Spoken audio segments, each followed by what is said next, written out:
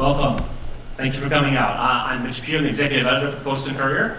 I appreciate you all making it out here today on this busy Monday after spring break for those of you in Charleston County anyway. And thank you if you were like me and endured an hour plus in traffic to get here.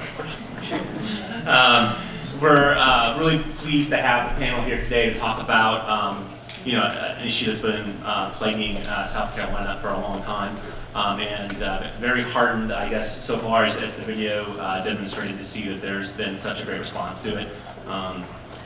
The response, obviously, that's evident in this room here today, with so many people showing up at 4:30 in the afternoon to get to hear us talk about education reform. We're, again, very excited to be here, very glad to see that there's some progress, at least on some fronts, being made in the legislature. We'll see how much as this session continues on, and I guess we'll probably be talking about that a little bit here today. First, I wanted to thank our sponsors, Charleston Rise, a grassroots organization, and trying to fight for high-quality education for all children, regardless of zip code. Trident Technical College, obviously the host and the ability to have us in this nice room today, and then Panera Bread for the snacks and everything that you saw up front there. We appreciate their sponsorship and their support for this. I'm going to turn it over to the panel and let this esteemed group of folks here, much more knowledgeable than I, talk about this issue. I'll first start by introducing Jennifer Berry Hawes and Glenn Smith, two of the reporters that worked on this project, and they're going to be your moderators today and take us through the discussion. So, Glenn and Jennifer, thank you. Thank you, Mitch, and thank you all for coming out. It's great to see all of you here on a Monday, so we really appreciate you coming. After the series ran, we held forums similar to this one around the state in Columbia, Greenville, Florence, and Charleston. And the idea was to talk about some of the problems that the series highlighted and possible solutions to statewide issues. And so today we wanted to take an opportunity to talk a little bit more about the issues that are unique and important here in the Charleston region. And we're very excited to have a great panel here today to talk about it. So I'm going to introduce them to you and we'll get rolling. We'll ask them a few questions ourselves, and then we'd love to open it up to you for your questions to see what's on your minds. So sit tight, think about what you want to ask, and we'll start it off first. I'll start on the far left. We have with us Natasha Akery.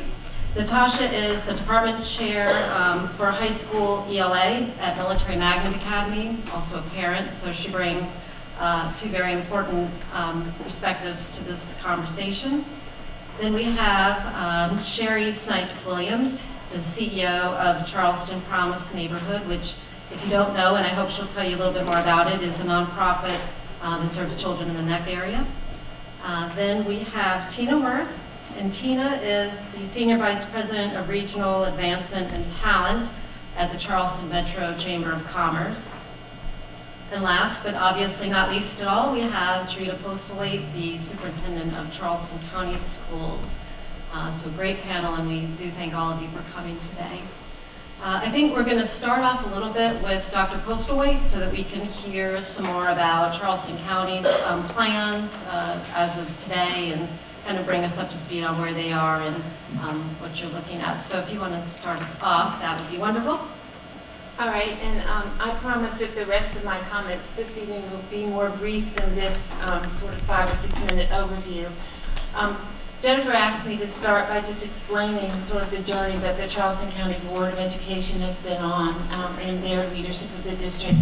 They took 4 major steps to bring us to the point we are today. And it's taken 3 years to complete those steps. The first big step was involving hundreds and hundreds of community leaders, educators, parents, and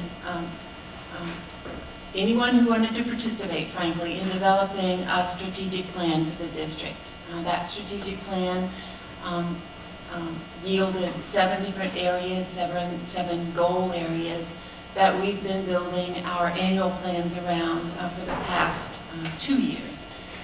Then they engaged the Clemson University staff in conducting an equity and inclusion study. The Clemson folks were here for months they too interviewed hundreds of people and produced their recommendations that didn't come as any surprise to us, but they verified what all of us have known for a long time, and that is that there is a built-in system of inequities inside the school district that we must deal with.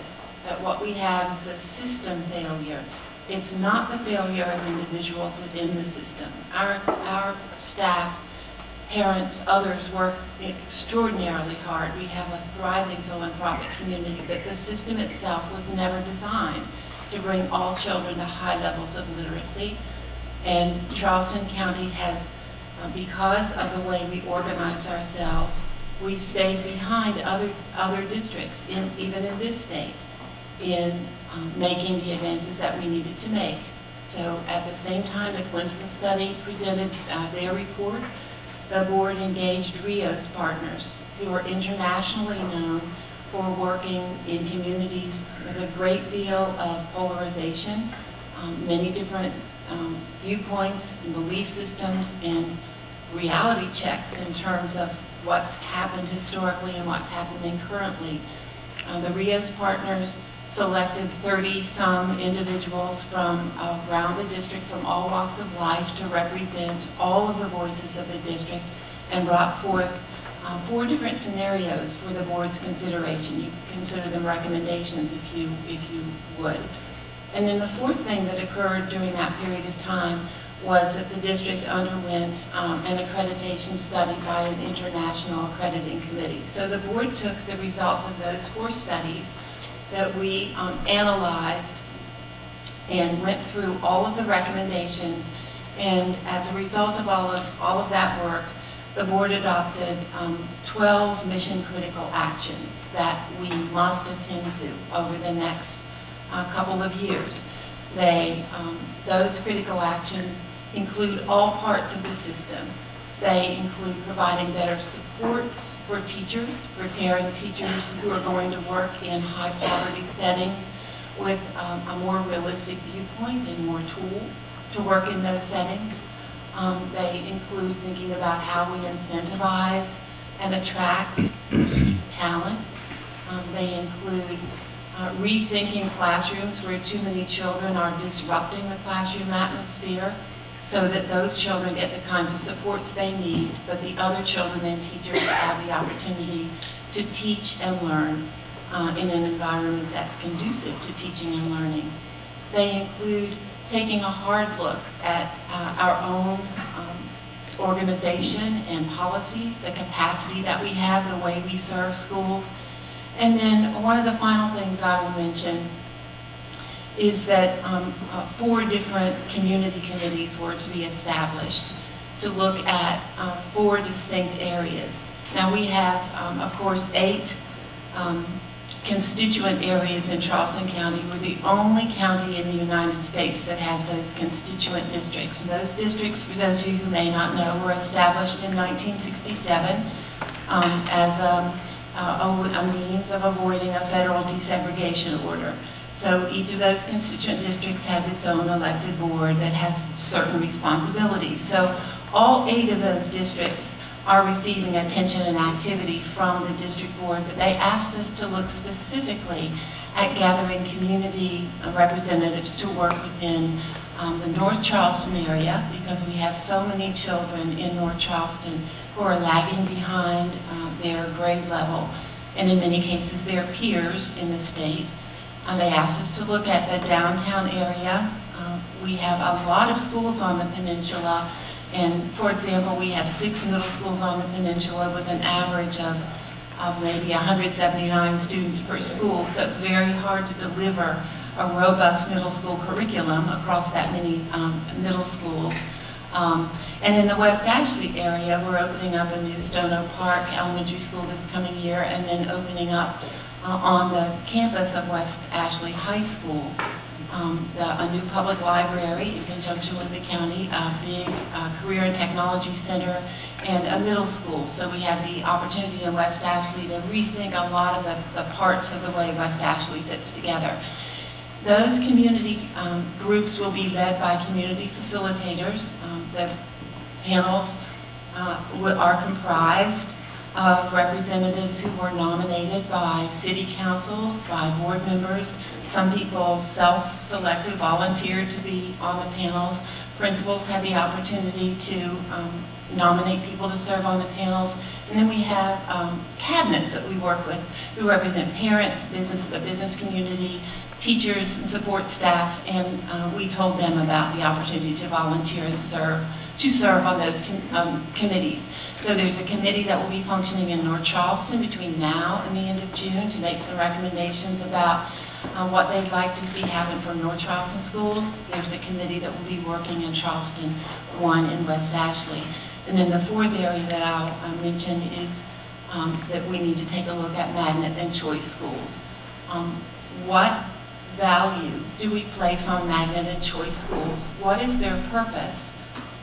Is the purpose today consistent with our belief in our value system, the needs of all children, and what changes need to be made? Along the way, we want to make sure that we don't lose any of the programs that are serving well the students who are achieving at phenomenal levels in our system. But we do want to make the changes that would help us reach more of the children who aren't receiving the opportunities that they should receive in our school system. So those are sort of mission critical actions. The recommendations are to come back to our board on June 24th. The board will then consider those recommendations and make some decisions about the kinds of changes they feel should be made in order to better serve the children of Charleston County. There are two other things I'll mention quickly. I have known the past four superintendents in Charleston County, and all of them were strong and capable leaders who tried virtually everything that one could think of to impact achievement. And we've been able to make some impacts in small places and sustain those impacts, but we haven't been able to scale what works across the system and hold on to it the way we want it. As I mentioned, we have some tremendous partners with whom we work who've also added extra supports beyond the school day and school year. But what we know is that fundamentally something has to change. We're not starting with children at an early enough age. We're not extending the school day and year. We're not providing the kinds of early supports that they need in order to move through our system and be at a higher level of achievement when they reach high school. So that's the first thing that I want to mention. And then the second thing I want to mention is that regionally, both Dorchester School Districts, Berkeley and Charleston County are working to develop a sort of accountability system or a progress tracking system that will be the kind of system that would help teachers, that would help students, that would allow parents to see the sorts of progress their children are making, and that would communicate well with the business community, because the accountability system that we work under now, it serves public policy purposes, but it doesn't help us as educators. It doesn't provide any information that helps any teacher help any child. That's a lot of information in just a few moments, but I guess the bottom line is this is a systemic problem. It's not a problem of the people who are in our system, and in order to better help our teachers, to help our children, we have to make some very significant changes to the way we think about systems of schooling. We have to be willing to leave behind some of what we've all known and been comfortable with in order to create systems of learning. Thank you.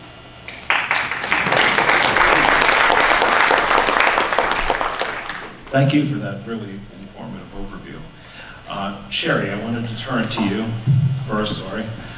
Charleston County is home, as Dr. Busway mentioned, to some of the top performing schools in the state and also some of the bottom performing schools.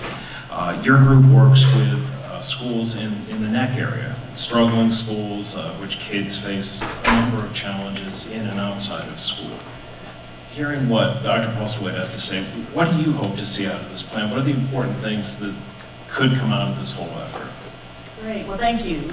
My organization, Charleston Promise Neighborhood, started about 10 years ago as a partnership between Charleston County School District, the City of Charleston, City of North Charleston, and Charleston County. We were designed to act as a thought partner and a builder of resources for struggling schools. And over the last almost 10 years that we've been in existence, there have been blips of change and progress. However, our schools still are struggling, which breaks my heart every day. So some of the things I think need to happen in order to turn the course of our schools is we got to take it seriously. One of the things, I'm from Ridgeville. I graduated high school in 1986. And I shared on the panel another time recently that I remember the day as a senior in high school that I heard the term, thank God for Mississippi. I remember the day, and it sat in my lap. And I didn't quite, as a senior in high school, you think you know everything, but I do remember thinking that, ooh, that's not good. And fast forward 35 years, we're still in the same place. So that's a shame. And so, and it also breaks my heart that the work that we're doing are filled with schools of children who look like me. Brown girls and boys. And it's not that our children are incapable. It's not that our children don't have what it takes in order to be successful. I do think it is a systemic issue. There are systems in place to not have children, for schools filled with children who look like me, to not have the resources and the access to achieve. So that's the problem. I think another point of data is that recently, so I have a degree in math and statistics, right? And so I never had to really write anything. I never understood history and all that other stuff, but I knew how to do a math problem. And I went through this training not very long ago, the Racial Equity Institute. So if you have not attended that training, I encourage you to please attend it. It doesn't matter the hue. Attend the Racial Equity training. Racial Equity Institute, REI, YWCA Charleston hosts the session. So in the Racial Equity Institute's training, they talk about the United States and how we've built systems of advantage and disadvantage for people of color in almost every sector, everything. But it really focuses on education, and one of the things it talks about is the why schools and why the system is set up to support some set of students, white students, and also is somewhat designed to not support black and brown students. And so when you go through that training, it really just talks about the fish in the lake, and many of you may have heard of this analogy, and it's a lake that's filled with fish that are dead or dying or sick, and everybody sits and tries to determine or figure out what's happening with the fish. Thousands of fish after fish after fish after fish. And then someone says, well, maybe we need to look at the lake, because it can't be that all the fish are just dying for no reason. So I think back to your issue about, your point about the system is broken. I really think that it is broken. And it's broken for children who are black and brown, and it's broken for children who are born. And so how do we, there's 5 minutes in there, gotta tell me, because I like to talk. But I do think it's one is we gotta take it seriously. I think the other thing that we need to do is we really need to look at resources for under-resourced schools. I think we need to ensure that we have systems in place to attract and retain the best teachers in our schools, and the best teachers that are also culturally competent, because I believe that's also a piece of the pie that is very important. I think all of the supports around on the outside of the classroom, everything from parental involvement to health and wellness to after-school programs to high-quality summer programs to early childhood programs, all of those things are needed in order for children to be successful. And I just hope that our state, our local school systems really begin to take it seriously and allocate the resources appropriately. Natasha, you work at a school that deals with students who have come from often low-income homes, and yet Military Magnet has seen success, particularly in getting students to college and other post-secondary education. So what is it that you've seen in the classroom that maybe would be of use more widely? Or are there lessons that you've learned that would help school administrators to know what needs to be done in a more specific way? We have teachers on our faculty who are relentless in the best of ways. For example, Sergeant Clark, who oversees technology in our school, she is always exposing our students, whether it's a virtual field trip or a real field trip, she's always exposing our students to opportunities outside of just the everyday life of a student.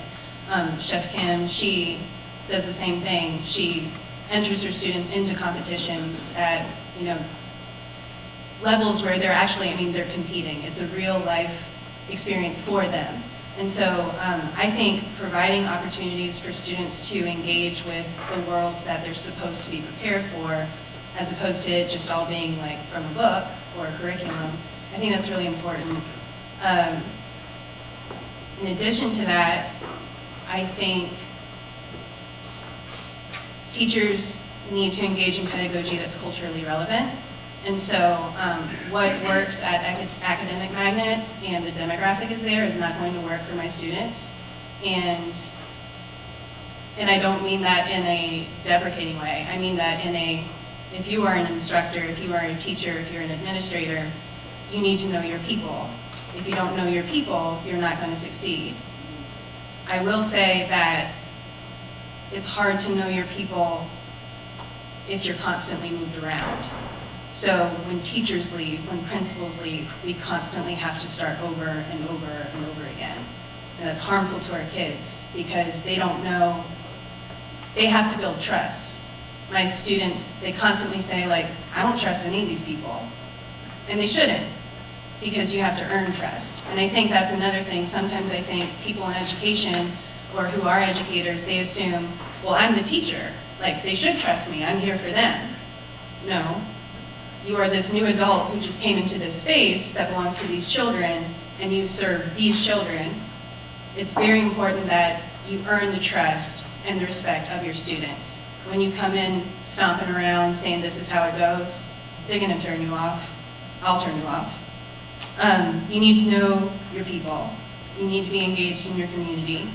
And you need to have instructors who are willing to move the students outside the building in whatever capacity that they can.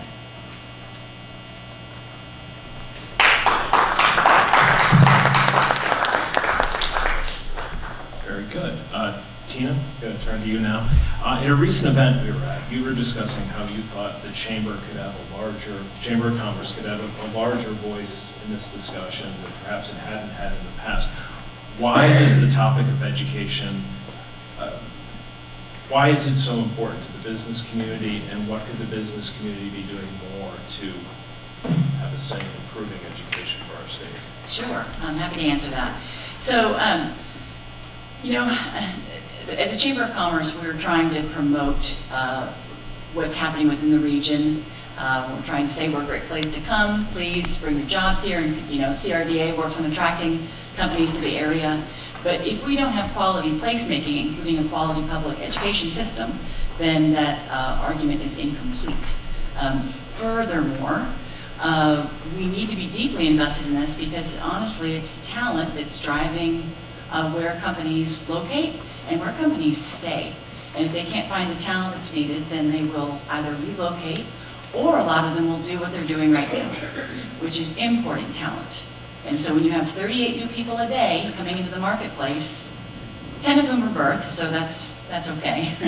But 28 people coming in from out of the area, it's actually corrupting the entire ecosystem.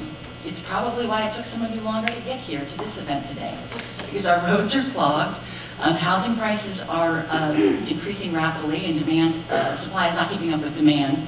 And so that's the kind of the arguments for the economic imperative for needing to be able to have a qualified emerging workforce, but there's a moral imperative as well here too. To the point spoken of previously, which is systems produce exactly what they're designed to produce. And in the South in particular, where you are born, your zip code says far too much about what your opportunities for success look like. I'm not originally from the South, and I think that sometimes business organizations can be reluctant to step into this particular practice in a way that's meaningful. However, it is a big problem. And as a chamber, you know, we made it a point, even this legislative session, to get a little more engaged in some points in terms of teacher pay, providing more opportunities for access to funded college credits for all families. And so we will continue to play a larger role. We need to play a larger one than we are now. Employers need to move from being consumers of talent to actually engaging. So at the programmatic level, we're doing, I think, a great job with that. I think that to the point that Natasha made about book learning versus real world learning, we love providing students with the opportunity to understand and to touch what that looks like, because if you can't see it, you can't dream that you'll be it. And so we're very good programmatically, and we're going to continue to expand our work on the public policy agenda. One of the things that has played a role in the disparities here in Charleston County in particular has been school choice. And I think that's something that we hear a lot about, and I'd like to talk a little bit more about that.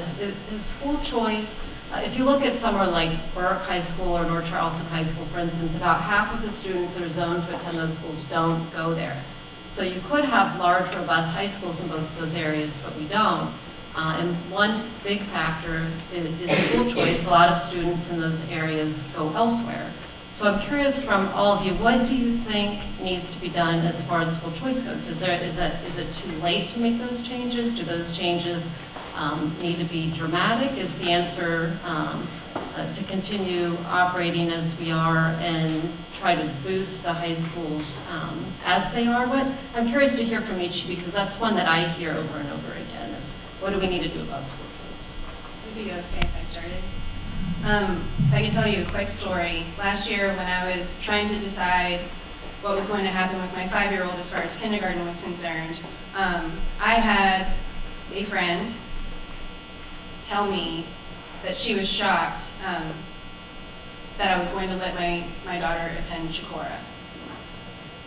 That I wasn't doing my daughter a service. I was doing her a disservice by letting her go to a failing school. So there are certain phrases that I think are uncomfortable to be said, so I'll go ahead and say them. White flight is a thing. And what parents like to say instead of, I don't want my kid to go to this school with failing black kids, what they prefer to say is, I don't want my child to go to this failing school. When research and studies show that the highest indicator of success is parental involvement, not the school. So if you send your kids and you are involved with your child to that school, the school will improve. If you are an involved parent, your school will improve. So the attitude that needs to change might very well be with the parents. Sure, you have a choice where you send your child as far as what school, and that's up to you, that's between you and God. But stop thinking just about your child, because your child is in a world with all of these other children.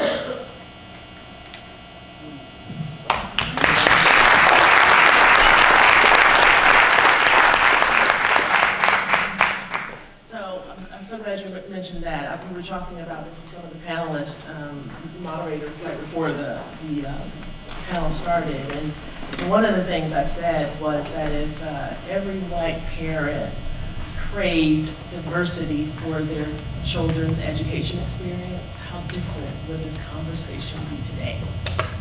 Let's think about that. craved diversity. And with diversity comes, to me, it's richness. It's cross-cultural experiences. It's everyone, the tide is rising for everyone. And I'm also glad that you talked about race, because I think there's nothing more important than difference and greatness. And we don't talk about race here. It's the craziest thing in the world to me. I'm from Ridgeville, grew up Ridgeville, predominantly black high school. My dad was very involved in the, and I'll get to your question, my dad was very involved in the NAACP, and when I graduated high school, he encouraged me to go to University of South Carolina, and I thought he was the craziest man in the world. I'm like, you was the NAACP? And one of the things he said was, you got the black experience, you need to really understand how other people think. And that really helped to shape, I think, a lot of who I am and what I do. But I also think that it just opened me up to really appreciating who I am and my space in this world. And I just think that's important. I hope all young people and everyone gets that opportunity. But I do believe in traditional neighborhood public schools. When I first came back home to work at Charleston Promise neighborhood, everyone told me that working in traditional schools, it just won't work because the system won't allow it. Everybody told me that. Everyone said, if you want to be successful in schools, start charter school. I mean, everybody said that. And my commitment, I started out with my commitment being to traditional neighborhood schools, which is why we're working so hard in the Shakora and Mary Ford, Sanders Clyde, to ensure that what I do is raise resources and provide programs to ensure that our students receive the additional support they need. But I think at my core, I just want good schools, and I don't care what tag you put on them.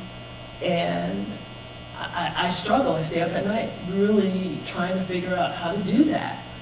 And so school choice, I understand that students, parents, every parent wants the best for their child, every single one. Access to resources is the game changer. So there are magnet schools and charter schools and all these other kinds of options. None of them make a difference if you don't have transportation to get there, and that becomes an economic issue.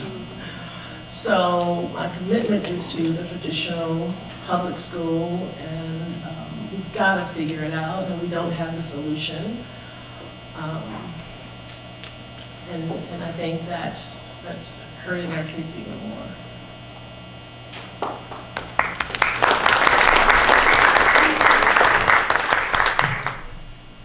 Dr. Postaway, do you? Yeah, well, so this is a little bit of a predicament when I'm sitting in this room, representing a Chamber of Commerce. Chamber of Commerces, honestly, traditionally have been in favor of school choice as a model to push the envelope on improvement in K-12 education. That said, I fully recognize the fact that the paradox, the problem with school choice becomes if you do not have access to transportation to use and to avail yourself of those systems, if you do not have the means to understand what the options are that are available to you, then all of a sudden you do create a system of inequities because all choice is not available to all families at all times. And that is the problem, and it can perpetuate difficulties. The other problem we find is, as I take a look at sort of statistical data around schools, is that so because choice programs tend to be mostly exercised by families of influence, mostly white families of affluence rather, and influence frankly, that you have a brain drain. And so what's left in your neighborhood schools are students for whom they are sticking with their neighborhood school and potentially the opportunity to engage with other students of different perspectives, the opportunity to learn from peers becomes diminished. So that is where the real concern is on that. It's a very real problem. Yes, well, a few years ago, an author named Robert Putnam wrote a book called Bowling Alone, and the point of the title is that no one wants to bowl alone. That's something that's a social sort of activity, and that when you remove the social capital, the support systems, all the people who care about a school from the school, and he wasn't talking specifically about schools, but from any community institution, it ceases to be a community. And so we've talked about the challenges of choice. I'm going to talk about very pragmatically the situation that we're in. In South Carolina, there's a state law that governs charter schools, and the district has approved more charter schools than any district in South Carolina. And those of you who lived here know the history of that better than I do. So the choices that our board has now are what to do about the charter schools that come before us. And I work for 9 board members who have different points of view on this subject. But one of the things that our staff will recommend to our board is, as charter applicants come to us, ask them if they're interested in taking all of the children who are in a neighborhood. That if they have a model that works for children and they can show us that their model produces better results than the results that we've been able to figure out how to get, then talk to us about taking all of the children in the neighborhood, not just those whose parents want to get their children out of the school, but take all of the children. If our board turns down a charter, they can apply to the state charter school network and operate Open Up in Charleston too. We have some charter schools that don't report to our board. They report to the state. They're part of the state charter school district.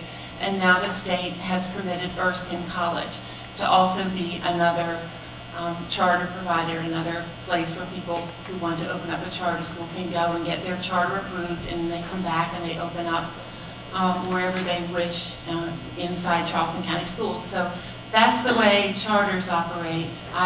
I would be surprised if our board is interested in opening up any more charters that pull children out of the public schools. So, but I don't know, that remains to be seen. We have another charter application coming before the board soon. But I think that what we have realized is that charters who drain children whose parents have avid interest in activity in schools away from other schools hurt other schools, particularly when it's done on such a large scale. Now we have magnet and choice schools, or partial magnet schools, that our district operates. So Natasha teaches in one of those schools, Military Magnet. It serves a very distinct purpose. You can immediately get an idea of what happens at Military Magnet charters, choice school. Students have a very specific kind of atmosphere. They go to summer boot camp. They're more regulated. They have certain kinds of disciplinary and celebratory customs. So you can imagine that there might be a need for a magnet such as Academic Magnet. But if we were going to keep operating those schools, we need to think about 2 things differently. If we have these 8 different areas of the district, and your particular area, say you're in District 9, that's Johns Island, and Wabaga Island, if you had 10% of the population of the district, you should have 10% of the seats in that choice school, if we're going to have a choice school. That's the way early college high school operates. It serves children from all over the district, but every single school gets some seats in that high school, depending on the population of that school. So that's the first difference that that's the first thing we might do differently. Another change that could be made is that when Buse first opened It represented the students at Buse, the slots at Buse, represented the diversity of the community. So if the community was 50% African American and 50% white, 50% of the seats went each way. The exact number of seats were available for boys and girls. Our co-worker Erica Taylor went to Buse. She said that when she was in 5th grade, if a 5th grade African American boy left, that boy was replaced by the next 5th grade African American boy on the list. So that's another thing we can think about. That's illegal to do it that way anymore, but we can assign seats by zip code. So we could go out to the 9-digit zip code and say we're assigning proportioning seats in these particular magnet schools for certain zip codes. Then there's the final problem of what happens when you pull children out of neighborhood schools. So if we're going to do something like that, and if we're going to continue it, we should think about leaving those students enrolled in their home high school for their extracurricular activities. So they could return to their high school to participate in the band, to participate in the student council, to participate in other co- and extracurricular activities, to be part of that school's debate team, and so forth. We haven't done that. We've created our own separate academic magnet school that has its own athletic teams and so forth. But there are, I think that choice schools in Charleston are here to stay. I mean, very realistic in terms of the ones, the magnet schools that exist, but our board has asked for a group to study that issue and come back and make recommendations. And I don't know what the final outcome would be, but those are 3 specific things we would think about. Allotting seats by zip code, allotting slots by the pro rata percentage of the population of your school or your area, and finally, not making those standalone schools, but having students who need to go to a choice school for whatever reason for a portion of the day be there and then stay enrolled in their home high school. If we could roll back the clock 20 years, I think we've learned a lot. In 1998, Harvard did a study, and Harvard warned the people of Charleston County at that time, if you continue down this path, it will lead to more segregated schools. And so what we have is precisely what that study predicted that we would have. So interventions are essential now. I believe that the board intends to intervene. They intend to do some things differently. I don't yet know what that will look like. I want to make sure that there's enough time for everyone to get their questions in, so we will open the floor now.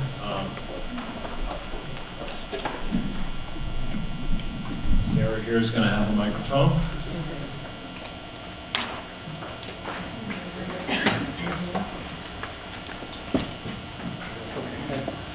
Thank you so much. My name is Bill Hyde. I'm retired, and I happen to be a board member of the Tribal Literacy Association. I'd like to bring up something that Natasha said recently about one of the most important criteria for a successful child is a mother who's a good teacher, because the mother is usually the first teacher for the student. And to the extent that that mother has a good education, the child will get a good head start starting school.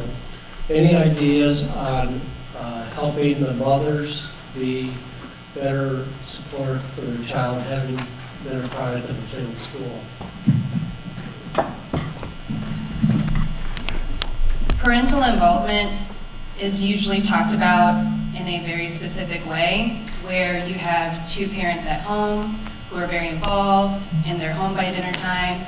That's typically what people think of, like involved parents. Then you have a single mom who works 2, maybe 3 jobs, and one of my students, who's 14, has to go home and take care of them. So part of what we can do is rethink parental involvement and create different opportunities for different types of parents. So there are going to be parents who can make it to every PTA meeting, who can make it to every student-teacher conference, but we need to think bigger, and considering how vast social media and technology has become, there's lots of resources. There's an educator in Florida where she does Facebook Live. So she can talk to the parents and review with them, this is what we did in class today. And she actually teaches the parents the lesson so that they can help the students with homework. So as far as parental involvement, we just need to be more creative with how we're creating and providing opportunities to different kinds of parents so that they can be involved with their kids, so they can understand what their kids are going through. Because another thing is that you have parents who were not served well when they were in school. So it's a vicious cycle.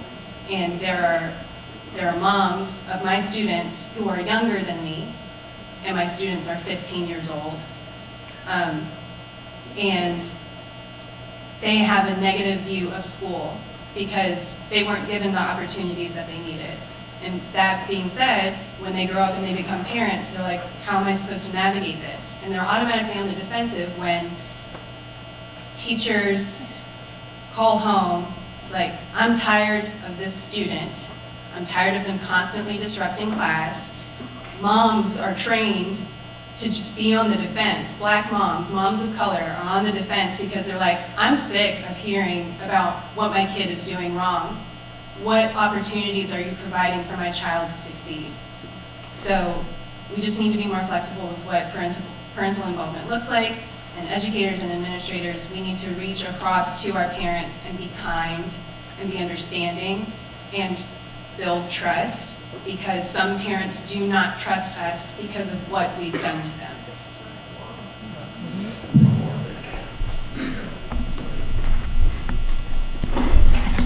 Good afternoon, everyone. This is Tony Lewis, a former District 20 Constituent School Board member. This question is Dr. Postway. I want us to stop putting the stigmatization on all African American students as poor, low income, high poverty, and underdeserved. Their resources is limited for what they can do. Okay? Dr. Postway, I would like for you to make sure, and I told you when you first came in, please make sure you take all 50,000, mainly ones look like me, because I will be all over you. Because guess what? That's why we see what we got going on in the streets today. All these killing from these young men. Because if someone would have made sure they were academically inclined, we wouldn't have these problems. We have more everyone sitting there up at the table and in here. I'm challenging you and your board members, because I know what the Lord showed me was coming down the pipe. Because it's bad time for my little African American boys and girls. I envision it from what the setting of this board members are, because I'm seeing that they will be discluded, not in this educational system, Dr. Postway, and I promise you, I will be there. I will be there every day. Every time y'all have a meeting, I'll be there. Because I'm not going to stand by and catch y'all produce more problems out in the streets. Because see, what I'm seeing is, you're getting ready for the penal system. Because you can't, all African American scholars, you don't want them to be educated, because my folks, my brothers and sisters, white folk brothers and sisters, somebody got to wash your dishes, somebody got to make your bed, and somebody got to cook your food. Because if all I'm educating, you don't have nobody to do that. So I'm challenging you, Dr. Postway, as a superintendent and your 9 board members to do the right thing by all African American scholars in these schools. I promise you, I will be there. You know me. If I say it, I'm going to be there. That's one thing with Mr. Lewis. He always walk the walk and talk the talk. Okay? And I thank you.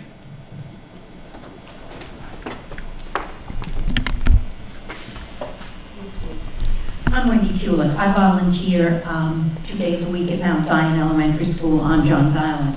And Natasha, I was very, very interested in your remarks about Facebook with parents to teach them lessons, because in the 14 years I've been volunteering there, one of the biggest problems I see is when we have parents who have all the right motivations. They want their kids to succeed. They want to know, how can I help my students at home, even though they're working 2 or 3 jobs to keep the family's head above water. And one of the things that has come up is exactly what you mentioned, that some of these parents, when they were going through the school system, did not learn the skills that they need to help their students succeed. So I loved your suggestion about the Facebook learning. Anything else, I think, Dr. Postlewaite, that the district can do along those lines, A, because it's positive, and B, because clearly it produces good results, I think would be a very, very good thing to happen. Thank you.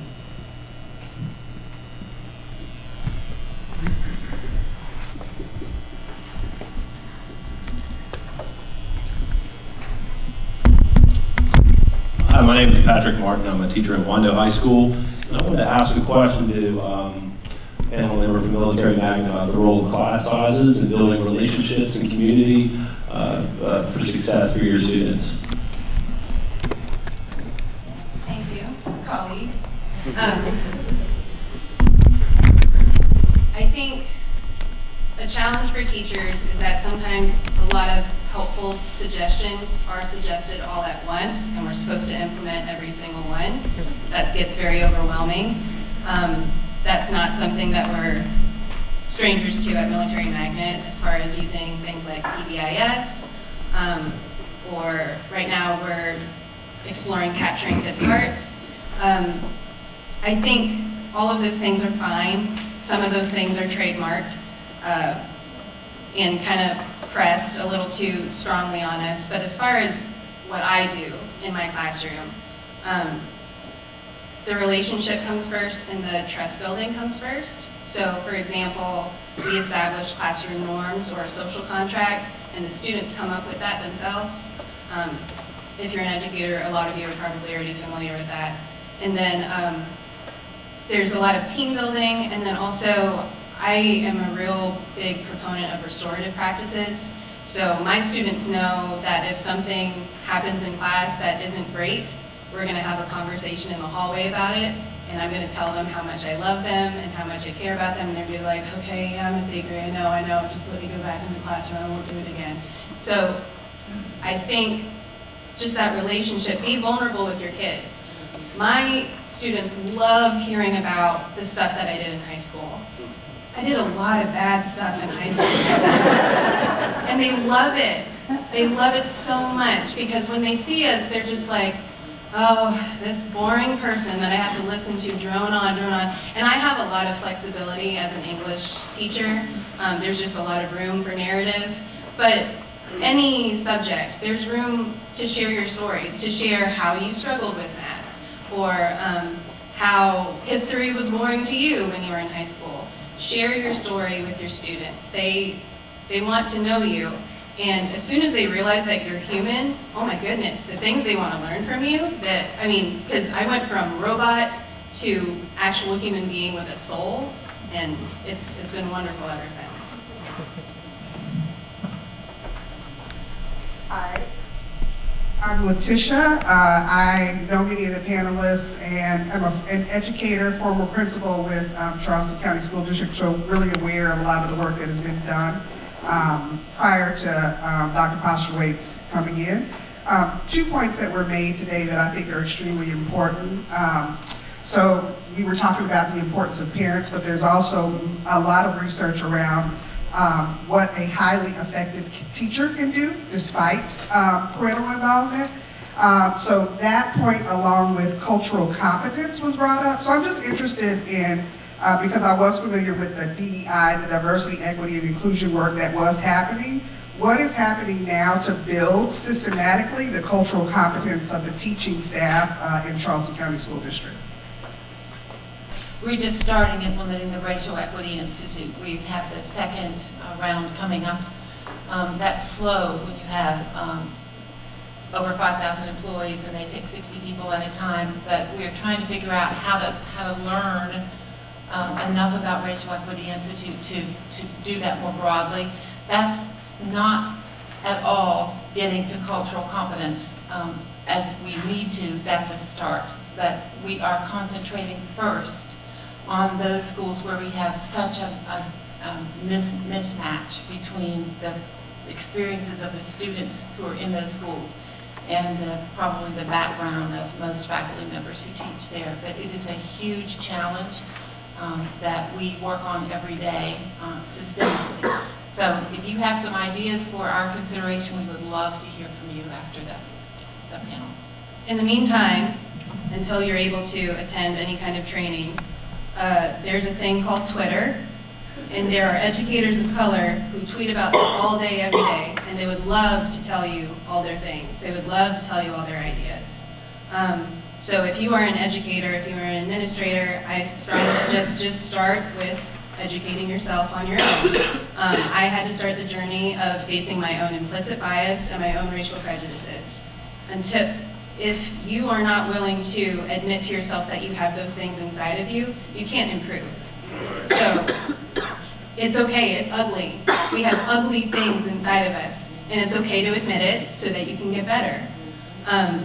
There are lots of books. Zaretta Hammond, Culturally Relevant Pedagogy in the Brain. That's a wonderful resource. She talks about the traditions of children of color, how stories, games, that kind of thing is a lot more effective for students as opposed to anything else. And even that's the thing, culturally relevant pedagogy, when you educate yourself, it benefits all the students. It's not like the white students are going to be like, oh, this is boring. They're going to like it too. And then another book, which the title might make some people cringe, but it's by Chris Emden, and it's for white folks who teach in the hood, and the rest of y'all too. And he's a professor at Columbia, and he talks about hip-hop culture and how the 6 tenets of hip-hop, how that can work into pedagogy, into methods of teaching. And that's another thing. It's okay to look at how we've been teaching. It's okay to look at pedagogy and question, is the way we're teaching only for white kids? Is the way we're teaching only for middle-class white kids? And again, we don't have to be on the defense about that. It can just be like you sit back and you're like, okay, there's this ugly thing and I have to admit it and then I'm gonna get better. So lots of resources. So Chris Emden and Zaretta Hammond, those are the #1 people that I would kind of point you to if you're curious.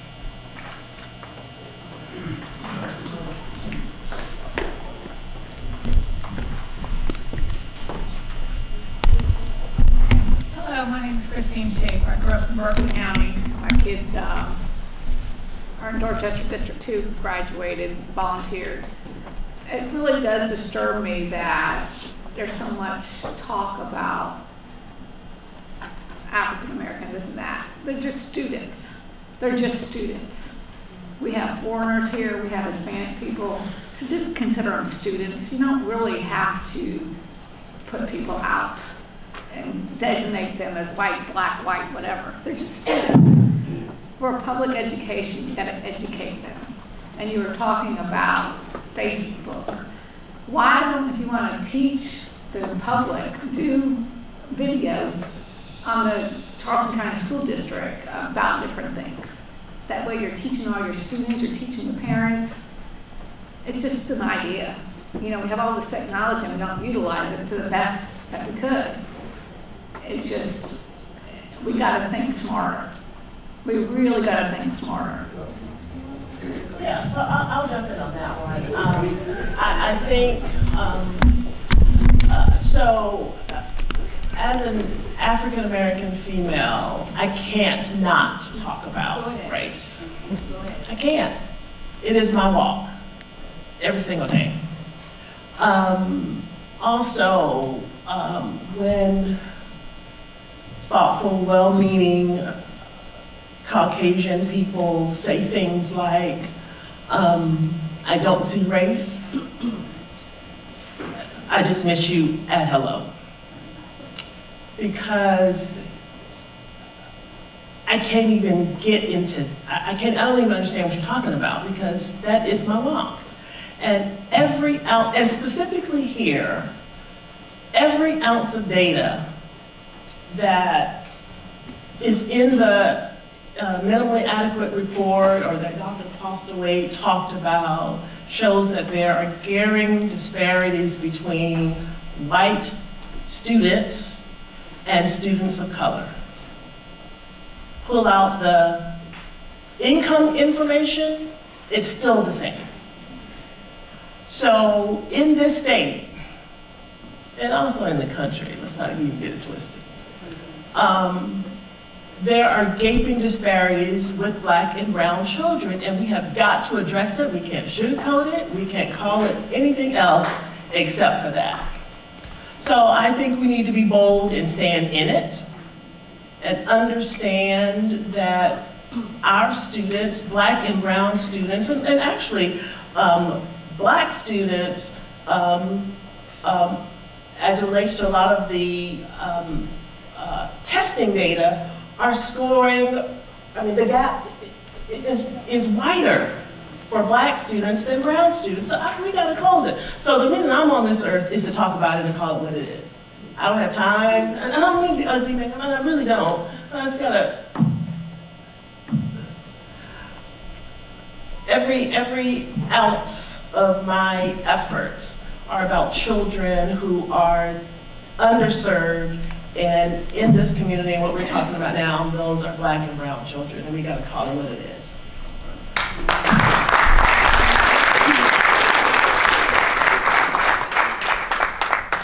Also, when we avoid acknowledging people's cultures, that is problematic. I don't want being Asian American to be erased from me. As I don't think you being an African American woman, you want that to be erased from you. Exactly.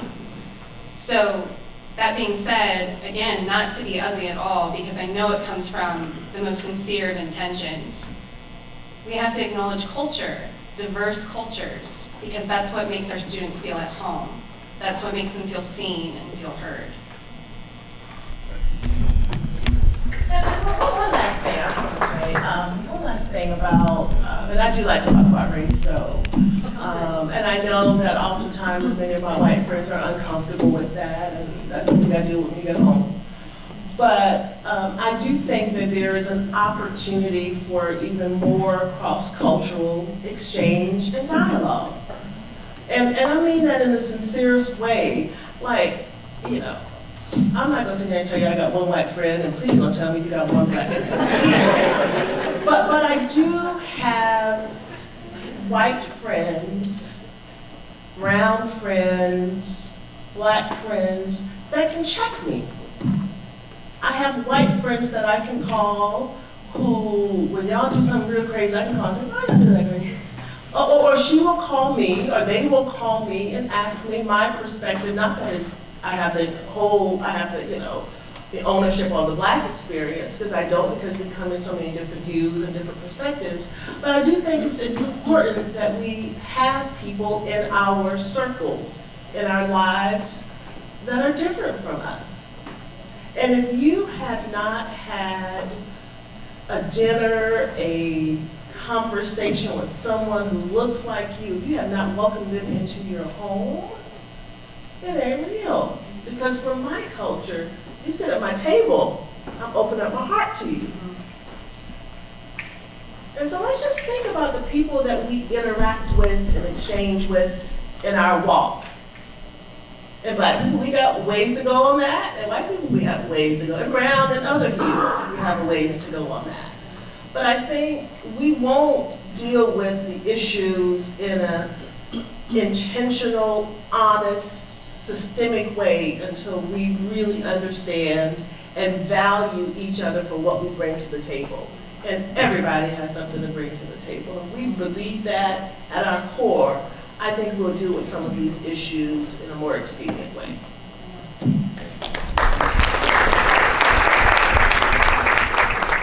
have room just for one or two more questions, so try to get it all in.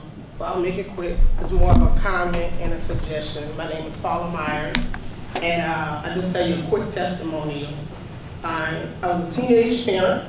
I was the first African-American regimental commander at Military Magnet when they first opened, when we went from 7 a.m. to 5 p.m. I had my son in the 8th grade there. While I was there, I had more support in 8th grade as an 8th grade mom than I had in high school at R.B. Stall High School. My son is now in college. He got accepted to Ivy League. He decided to go the HBCU route. I am proud of what DD2 has done for him. They call and check on him. So to go back to Natasha and Sherry, they are so on point from what I saw as a young teenage mother that I made the choice. I worked my butt off to be a better parent, but sitting here for the last hour and 20 minutes, I don't have any kids in the system now. But I get tired of picking up the Post in Korea, turning on the news, and hearing that we're a failing state. So as a parent, as a product of the state, I'm here to say, what do we do better? Sitting here for an hour and 20 minutes with scenarios after scenarios, looking at the money that we spend on surveys and research, but there's no execution. We gotta stop with the excuses and make changes now. Not June 24 when this meeting comes about and they're gonna present it. It starts now. Sherry's saying she's been here for 10 years doing this. Same results. Resources matter. Color matter. We know that. The numbers don't lie. But we gotta figure out how do we make changes now. The proof is in the pudding. You know, I know everyone doesn't want to say, I'm a product of the environment. My son was in Head Start. So my goal is I gotta figure out where do I go back to help teach on each. I gotta pull somebody back and hopefully they'll teach the next. But if we sit here and waste 90 minutes and we leave out of here the same complaints, we still have not gotten a resolution. So peel back the skin, call the black sheep ugly, whatever you want, but at the end of the day, our kids are suffering. I had to teach mine to do better. I'm excited. There's people in the room that they know me as my son's mother. They know his name, but they don't know mine. Because I'm pushing him to do 10 times better than me.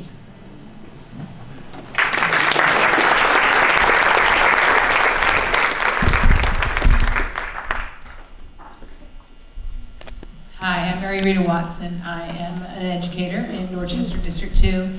And I had two questions, and I know they're like left and right of each other, so I don't know how you want to do this. But the first one is, how much of this issue do you feel is funding? And I know that as a state, we are right in the middle of the 50 states as far as how much money we fund education with. So I know that that's not it. I think I'm referring more to the equity or the inequity of the way it's delivered. So that to me is the first question. The second question is, you know, I've come to a lot of things, just as you have said, where we've had a lot of discussion and then I walk out just, you know, with no answers. And it's so frustrating after 31 years of education. You think, I know what we're doing wrong here and we need to fix this. And then you walk away from these things, the same thing. And I feel a little, I don't know, you know, we're trying as teachers. We're trying to advocate. We are trying to get everybody on board. Businesses, our own school districts. And I just wonder why, and this is really more for you, why some superintendents are reluctant to get out there and help and just tell teachers, go on, you need to advocate. We all need to advocate. And then, you know, it just seems to me if that message were more cumulative and coming from lots of different superintendents and them giving them permission for their employees to be advocating for educational reform in whatever manner that is for your school district or for the state, it just seems like that message would be so much louder and more powerful at the state level than what we might be getting now with just sporadic people kind of saying, oh yeah, go advocate.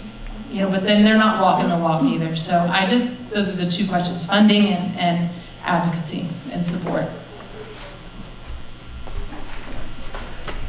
Yeah, sure. So there's a couple of things.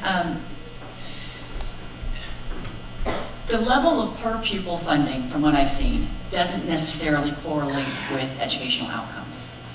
The other thing I want to say about funding is we were at an event recently and the mayor of North Charleston had talked about the starting wages for his sanitation workers compared with that of teachers. And so I went and I needed to validate that and see what was in place, and it's pretty abysmal. Travel agents and postal workers earn more than teachers on average. That's really unacceptable for a profession that we are.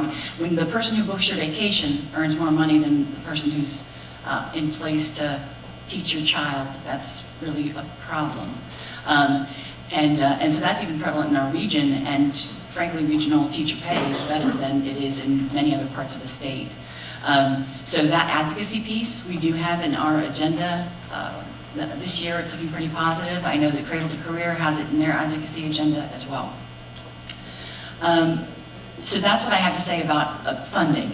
As it relates to, I'm having a hard time understanding the other part of your question about long-term advocacy. Is it just for the profession, or are you talking about?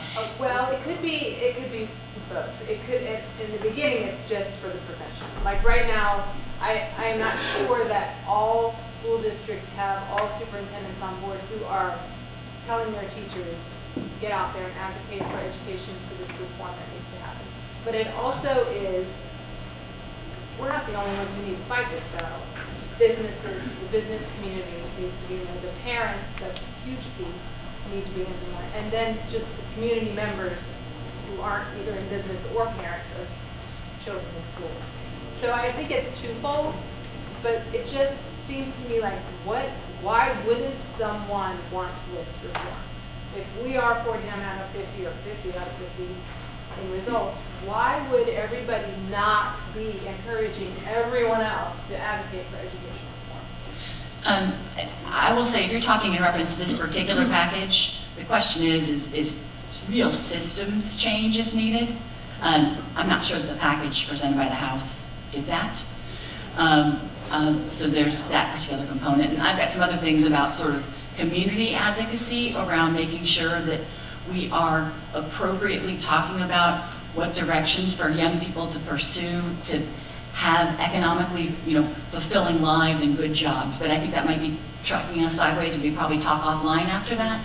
But I do know that I've picked out, I'll say one other thing while I've got the microphone, the Facebook Live option. We're about to do some career pathways work to try to show young people that you can get really good paying jobs with an industry certificate or something shorter than a 4-year degree.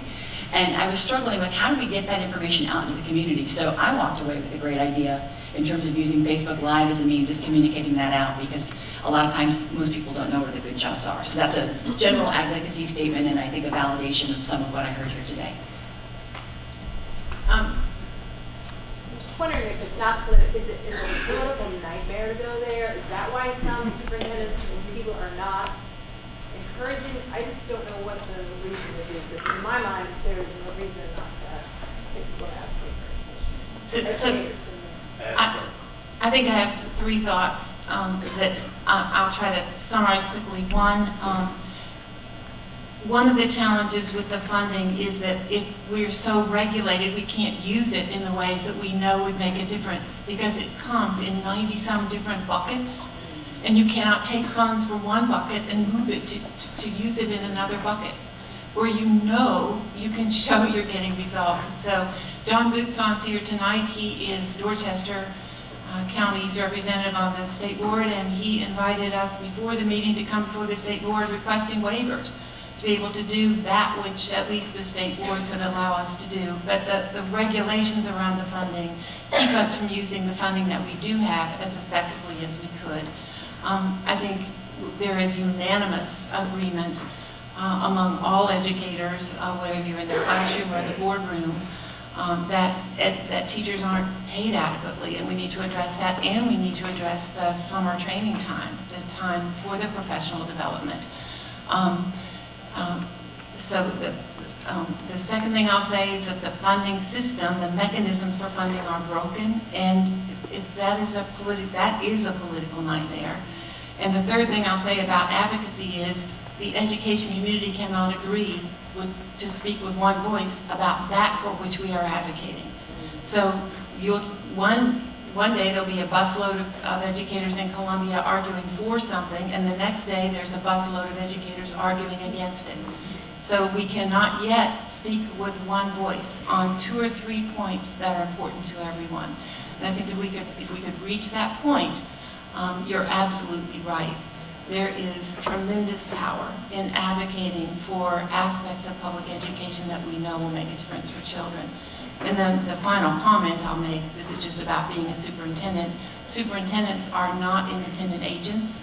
They work for publicly elected boards, and they simply cannot go out and advocate for positions they may personally hold, but which their board as a whole may not support.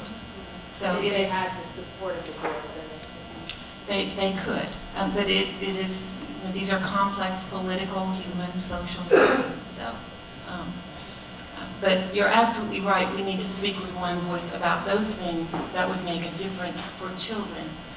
So they have to be those things that better support the teachers. thank you. Thank you. On that note, I think we have to wrap things up for tonight, but I want to thank everybody for coming out here. Thank our esteemed panelists. Really lively discussion tonight. And thank you to Rise Charleston and to Panera Bread and to Trident Technical College. And thank you so much for coming out.